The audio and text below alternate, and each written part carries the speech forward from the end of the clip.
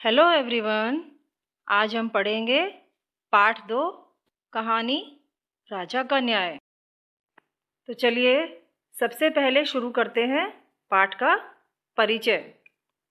प्रजा मन से उसी को अपना राजा मानती है जो उनके हित का ध्यान रखता है, सुख दुख में सदा साथ देता है और न्याय करता है। राजा वीरबाहु को भी प्रजा इसलिए प्यार करती थी कि वह सबसे समानता का व्यवहार करता था। ऐसी क्या बात हुई कि हमें इस कहानी का नाम राजा का न्याय रखना पड़ा? आइए जानते हैं इस कहानी में। पुराने जमाने की बात है। काशी में वीरबाहु नामक एक राजा राज्य करता था। वह अपनी प्रजा को बहुत प्यार करता था। उसके न्याय की चारों तरफ धूम थी। वीरबाहु की रानी का नाम सुमति था। वह बहुत सुंदर थी। अपने माता पिता की इकलौती पुत्री होने के कारण अधिक लाड प्यार ने उसे घमंडी बना दिया था। सर्दी के दिन थे। एक दिन रानी अपनी सखियों के साथ गंगा स्नान करने गई। कड़ाके की सर्दी पड़ रही थी। स्नान करके लौटते समय रानी के हाथ पैर ठिठुरने लगे। उसने इधर उधर देखा तो एक छोटी सी झोंपड़ी दिखाई दी। रानी ने अपनी सखियों से कहा, आओ इस झोंपड़ी को जलाकर तापें। एक सहेली ने कहा, महारानी यह किसी गरीब की झोंपड़ी है, इसे जलाना ठीक नहीं। रानी ने कहा, 4 तिनकों की झोंपड़ी है, जल जाएगी तो क्या, नहीं बनवा देंगे। देखते ही देखते झोंपड़ी में आग लगा दी गई। हाथ पांव ताप कर रानी अपनी सखियों के साथ राजमहल में लौट आई। वह झोंपड़ी एक गरीब ब्राह्मण की थी। जब उस गरीब को पता चला कि रानी ने तापने के लिए उसकी झोंपड़ी जला डाली है तो वह बहुत दुखी हुआ और फरियाद लेकर राजा वीरबाहु के पास पहुंचा। राजा को यह जानकर बहुत दुख हुआ कि महारानी सुमति ने एक गरीब ब्राह्मण की झोंपड़ी जला दी। राजा ने महारानी को बुलाया और कहा, तुमने यह क्या किया? एक गरीब की झोंपड़ी जला डाली, क्या तुम्हें यह शोभा देता है?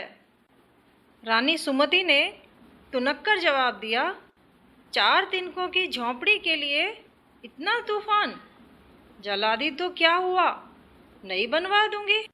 राजा ने शांत स्वर में कहा, रानी यह मत भूलो कि तुम राजा वीरबाहु की पत्नी हो।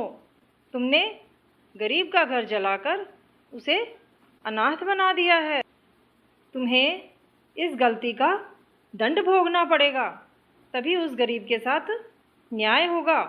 तुम्हें उसकी झोंपड़ी फिर से बनानी होगी और वह भी अपनी मेहनत से। जब तक तुम अपनी मेहनत से वह झोंपड़ी नहीं बना दोगी तब तक तुम इस महल में नहीं रह सकती।